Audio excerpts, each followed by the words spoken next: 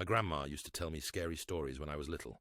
There's one I'll never forget. I was 10 years old when Grandma came to live with us. It was about 6 months after Grandad passed away, and I guess, looking back, she must have been lonely in that big house of theirs, rattling around with only the grief and memories for company. So despite a few protests from Mum, my parents took her in. There were no protests from me, none at all. Grandma was loud and fun, and I loved her. She had an almost limitless supply of boiled sweets, and she'd always slip me a couple whenever she saw me. She was always the first to stick up for me when I got in trouble too. But it was her stories I loved best. Grandma had all kinds of stories about growing up during Wu Tu, and stories about the things she'd get up to with her friends on the south coast after her family had been evacuated. Sad stories, funny stories, adventure stories. But it was her scary stories that were my favorite. Grandma had lots of scary stories. She told me she dabbled in the occult when she was a teenager, trying out Ouija boards with her friends, tarot cards, fortune-telling, all that stuff. Most of the stories I'd laugh off or forget about not long after she was done telling them.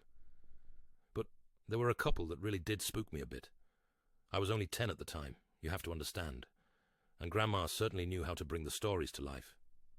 She'd shut off the lights in my room, so only the glow of the night sky shone through the curtains, and she'd shuffle in real close. Close enough so I could see the wrinkles on her face and smell the boiled sweets on her breath.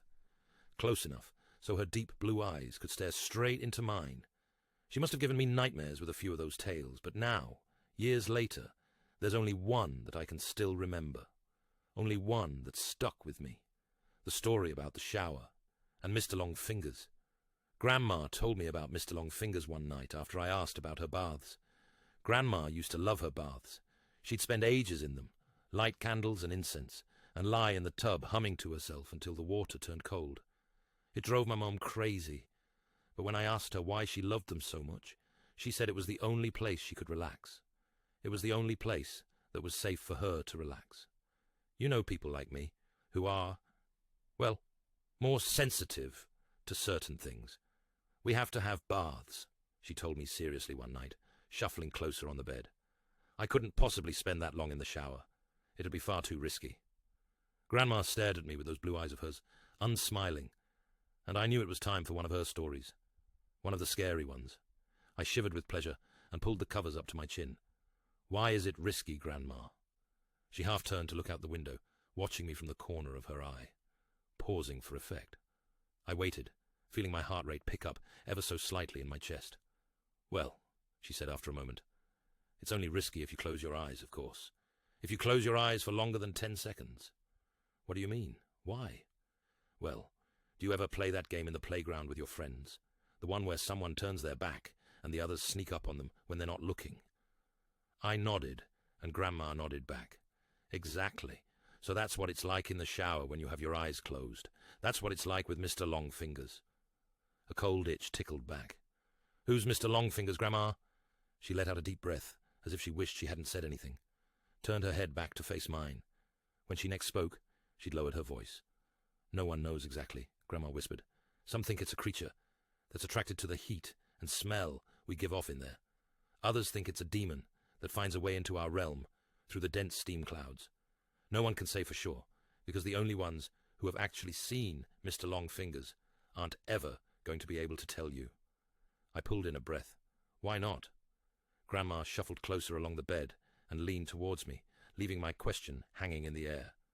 Don't you worry about it, sweetheart. Don't worry, you pretty head. As long as you remember the rules, you'll be fine. What rules? Well, when you're in the shower, you try not to close your eyes for too long. 5 seconds is fine, and 10 is just about okay, too. But any longer than that? Yeah? Then what? Well, any longer than that, and you may just start to feel something in the room with you. Something watching. And if you ever go longer than 15 seconds, that's when you might start to hear a noise, too. Hear what? The soft tap-tap-tap of fingers on glass. Fingers drumming against the glass door of the shower. If you do ever hear that noise, God forbid, will you make me a promise? What, Grandma? Promise me you'll never open your eyes. I barely slept that night. Hardly at all. I'd close my eyes and try to relax, but every time I did, I'd imagine a face pressed against my bedroom window, staring in at me. And when I did finally get to sleep, I had nightmares. Bad ones. I had them all week, in fact. Dreams about disembodied eyes watching me in the dark, and long fingers reaching out to touch my exposed skin. It wasn't any better when I was awake either. Not really. The shower was the worst. That's when Grandma's story really got to me. I'd never thought about it before, but suddenly I had trouble shutting my eyes in there. I'd be standing beneath the beating water, shampoo running down my face, and as soon as I squinted my eyelids closed, I'd hear Grandma's words running through my head. 5 seconds is fine, and 10 is just about okay too. But any longer than that? I'd rub my hair fast, feeling the shampoo dripping off my chin, and as soon as I'd counted past 5 seconds, I'd feel it. A sort of pressure. Not a feeling of being watched exactly, but something close to that. I'd run my fingers faster and faster through my hair, frantically trying to get the suds out, and the ready blackness behind my closed eyes, coupled with the rush of water in my ears, would feel like a held breath, like the silence before a scream.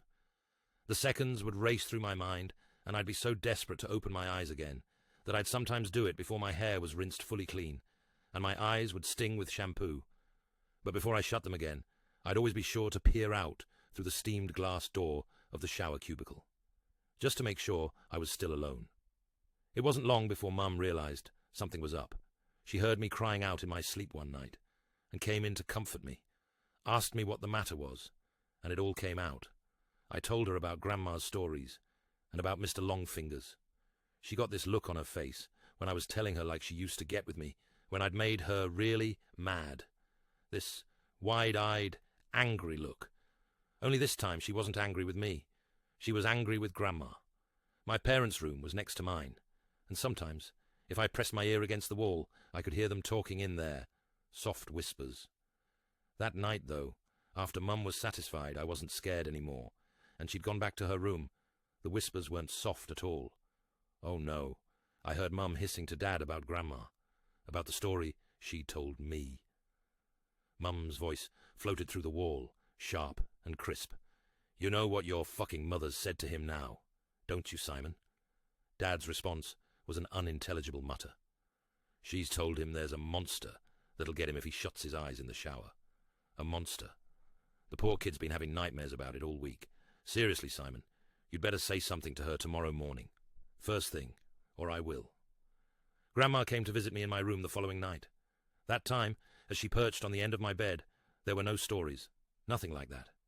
Grandma just sat there and stared down at me, her blue eyes wide and sad. The light from the moon outside my window lit up her wrinkled face. You know, I'd never let anything bad happen to you, don't you? She said after a moment.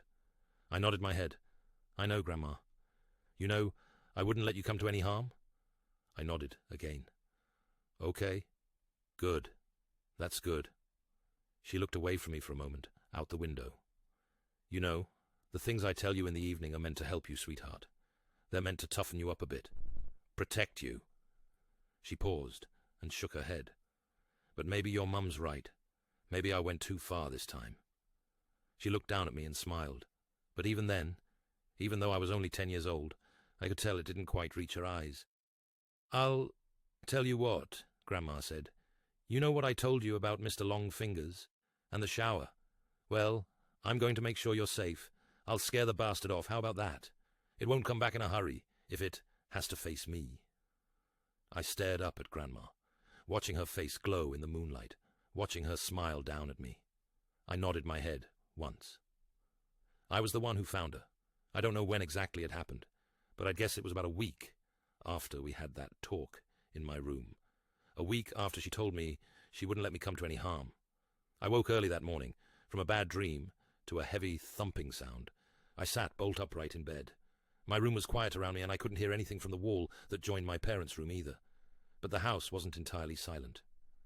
Floating down the hall, muffled by my closed door, I could hear the sound of rushing water, the noise of the shower. I leapt out of bed and ran down the upstairs hallway, heart already pounding in my chest. As soon as I reached the closed bathroom door, I started banging on it.